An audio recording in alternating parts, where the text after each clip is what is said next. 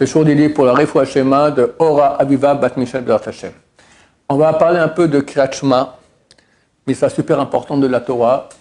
Le matin et le soir, c'est marqué en te couchant, en te levant, tu fais Kriyat Shema. C'est pas coucher, lever, c'est le matin, pendant le premier quart de la journée, on doit dire le Shema Israël.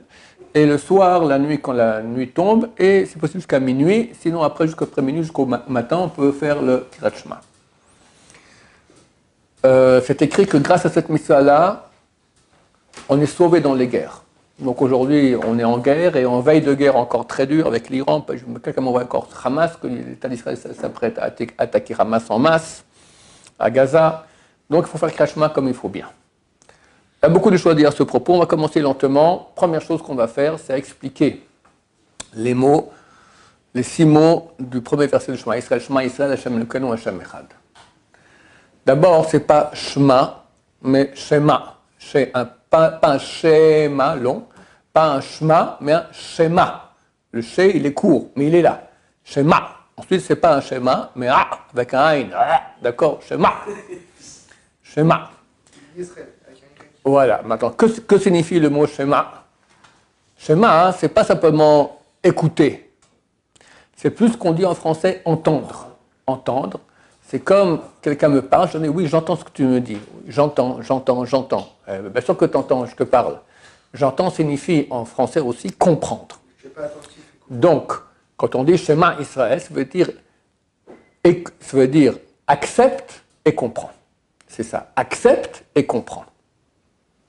Ensuite, Yisraël, et tu as bien dit, ce n'est pas Israël avec un I, mais Yisraël avec un Y. En français, on écrit Israël avec un I. Alors les gens disent Shema Israël. Mais c'est faux. C'est faux. Parce qu'en hébreu, Israël, comme on écrit avec un I, on devrait écrire avec un Aleph. Or, c'est avec un Yud. Yud, c'est comme Y. Donc c'est Yisraël. Shema Yisraël. C'est quoi Israël? Il faut penser 2 choses. 1, le peuple d'Israël. 2, Israël Saba. Israël, notre grand-père. C'est Yaakov Avinu qui est avec le berger du peuple d'Israël. Israël Saba. Il faut penser ça, c'est écrit comme ça dans la mystique juive. Quand tu dis Israël, tu penses Israël Saba, Israël, notre grand-père. C'est Yaakov Avinu. Hachem, il faut penser au moins maître de tout. On va lire ça, c'est Bediavad, maître de tout. A posteriori, quelqu'un qui a pensé que ça, c'est bon. Mais a priori, il faut penser maître de tout. Et, je vais expliquer. Le mot Hachem, on l'écrit d'une façon, Yud et puis Hey et puis Vav et puis Hey. Pas le droit de dire ce mot, même les lettres comme ça, j'ai dit et puis entre chaque lettre. Et on le dit d'une autre façon, on le dit Ado et puis Naï. En fait, il faut penser ces 2 pensées quand on dit le nom de Dieu. Il faut penser les lettres Yudke, Vavke, ça correspond, c'est quoi une contraction de Hayahoveye, qui signifie j'étais, je suis, je serai. Qui était, qui est, qui sera. Ce qu'on appelle en français l'éternel. Il faut penser ça. Maintenant, Ado et puis Naï, c'est le maître. Le maître de tout. Donc il faut penser normalement, il faut penser les 2 mots. Ça veut dire maître de tout, qui était et sera, ou éternel. Maître de tout, éternel, en français. D'accord?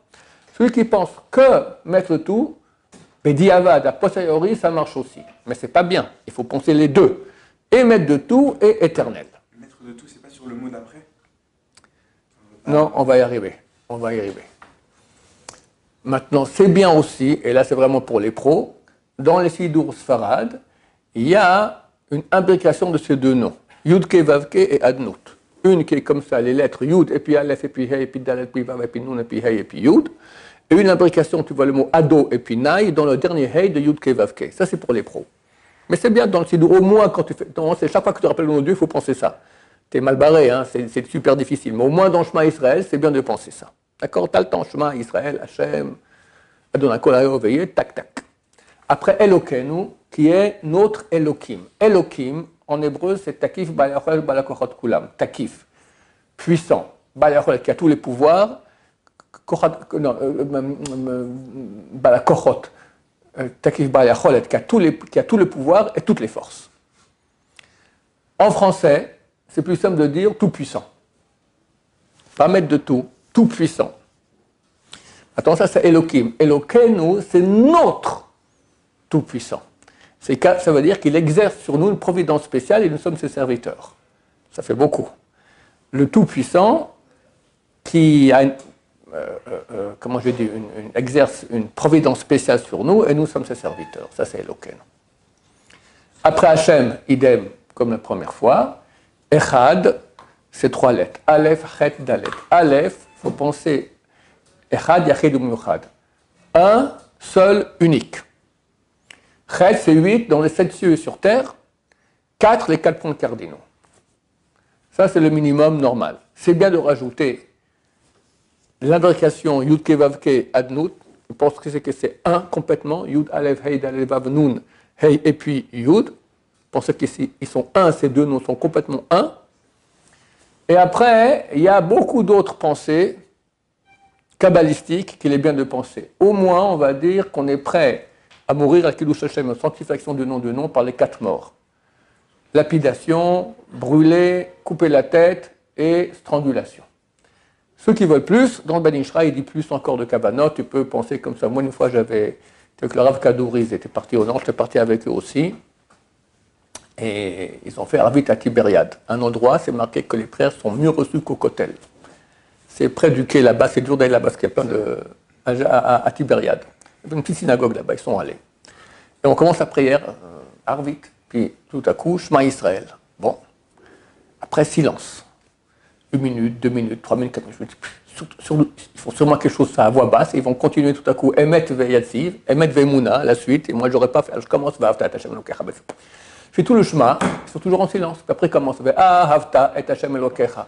Pendant 5 minutes de silence, c'est rien que les pensées kabbalistiques sur le verset La Shema Yisrael Hashem Elokecha. Donc il y a beaucoup, beaucoup de choses à faire. Évidemment, ça ne nous concerne pas parce qu'on n'est pas des grands kabbalistes, mais il y a au moins pour 30 secondes, 1 minute, ceux qui veulent rajouter, dans le Ben Ishra, il peut y voir encore d'autres pensées kabbalistiques à faire quand on dit le mot Echad. Baruch Adonai, Laolam, Amen ve Amen.